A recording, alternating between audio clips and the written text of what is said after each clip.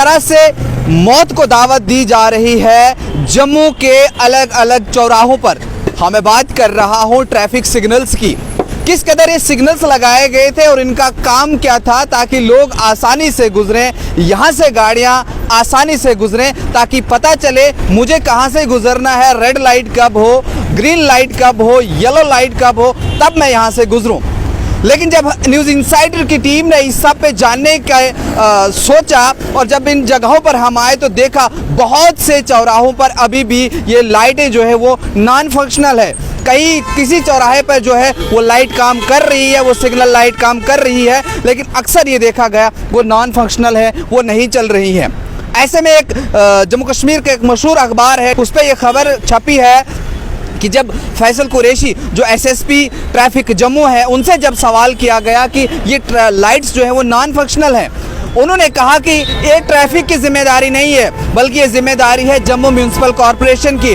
उनका काम है इनको मेंटेन करना, ये हमारा काम नहीं है। लेकिन जब राहुल यादव से इस चीज़ के लिए बात की गई, जो जेएमसी के जम्मू म्यूनिसिपल कॉरपोरेशन को संभाल रहे हैं, जिनके ज़ेरे निगरानी सारा काम चल रहा है, वो कह रहे हैं ये ट्रैफिक का काम है।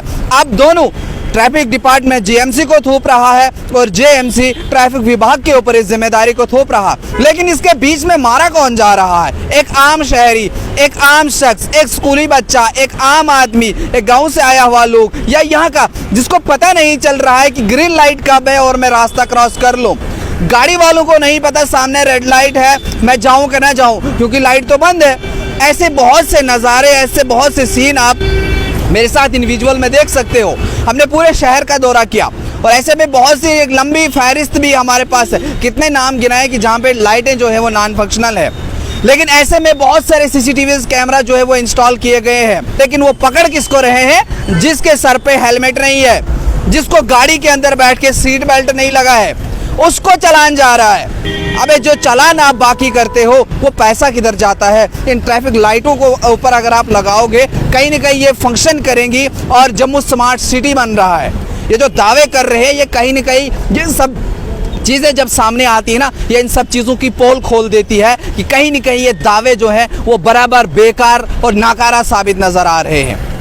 हमने बात भी करनी चाहिए आला अधिकारी से कई बार इस सब मौकों को लेकर के, लेकिन वक्त उनके पास नहीं है या वो वक्त देते नहीं हैं। इस बात का खुलासा तो हम नहीं करेंगे, लेकिन ये कई सारी ऐसी जगहें हैं लेकिन जहाँ पे नॉन फंक्शनल है। लेकिन इससे सफ़र आम आदमी तब होता है जब कोई वीवीआईपी मूवमेंट होती है, उस समय बाकी चौराहे बंद कर दिए जाते हैं। अगर ये फंक्शनल लाइटें होती तो आपको कोई चौराहा बंद नहीं करना पड़ता, आपको कभी कोई सड़क बंद नहीं करनी पड़ती।